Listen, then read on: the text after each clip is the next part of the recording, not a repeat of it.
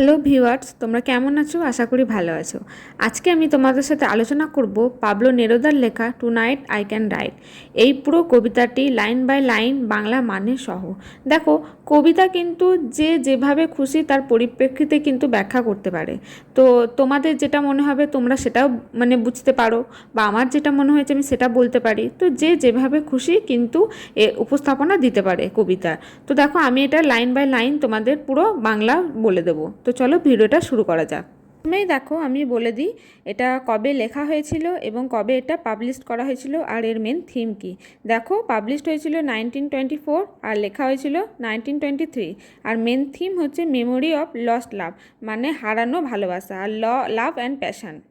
দেখো, কবিতা শুরু হচ্ছে tonight I can write the saddest line, মানে আজ রাতে আমি লিখতে পারি সব থেকে দুঃখজনক লাইন, মানে দুঃখের সব থেকে লাইন আমি লিখতে পারি। Right for example, the night is starry and the star are blue and silver in the distance.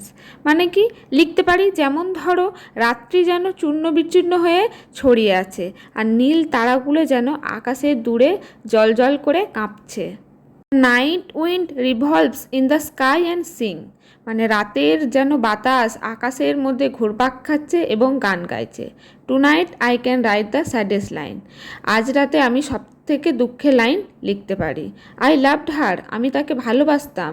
And sometimes he loves me too, আর কখনো কখনো সে আমাকে ভালোবাসতো। এখানে কবিতার প্রেমিকার তুলনা এই কবিতায় তুলে ধরেছে, মানে সে তাকে ভালোবাসতো এবং হয়তোবা সে তাকে কখনো কখনো ভালোবাসতো। তো এই পুরো বিশ্লেষণটাই কিন্তু সে তার প্রেমিকাকে ঘিরেই দিচ্ছেন।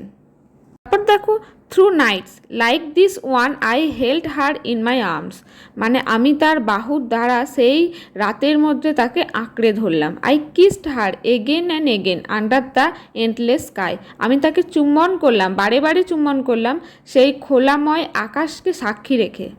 C loves me sometimes I loved her too, সে আমাকে ভালোবাসতো, আমিও তাকে ভালোবাসতাম।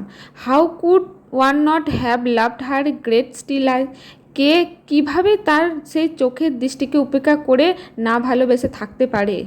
Two night I can write the saddest line, আজ রাতে আমি সব থেকে দুঃখের লাইন লিখতে পারি। To think that I do not have her, এইটা ভেবেই আমি ভাবছি যে সে আমার সাথে নেই। টু ফিল, এটা আমি অনুভব করছি that I have lost her, যে আমি তাকে হারিয়ে ফেলেছি, মানে কবি তার প্রেমিকাকে তার জীবন থেকে হারিয়ে ফেলেছে। তো এই লাইনটা সে তাকেই বোঝাচ্ছে যে তাকে সে হারিয়ে ফেলেছে, এটা সে বুঝতে পেরেছে। তারপরে দেখো, to hear the immense night still more immense without her, মানে সেই নিস্তব্ধ রাতের আওয়াজ, তার অনুপস্থিতি। And the verse falls to the soul like dew to a pasture, মানে তার যে অনুপস্থিতি বুকে চেপে বসেছে যেন একটা ভারী পাথরের মতো। What does it matter that my love could not kept her, আমার প্রেমে এত শক্তি ছিল না যে তাকে ধরে রাখে।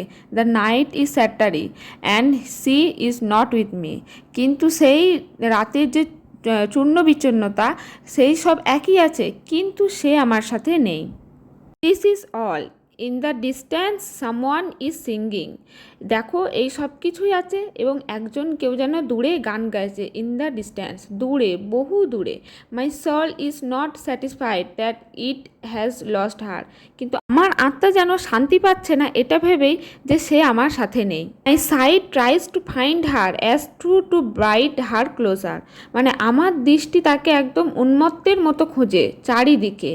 মাই heart looks for her and she is not with me, আমার হৃদয় যেন তার জন্য অপেক্ষা করে কিন্তু সে আমার সাথে নেই। Same night whitening the same trees, সেই একই রাত্রি, সেই একই সমস্ত গাছপালা।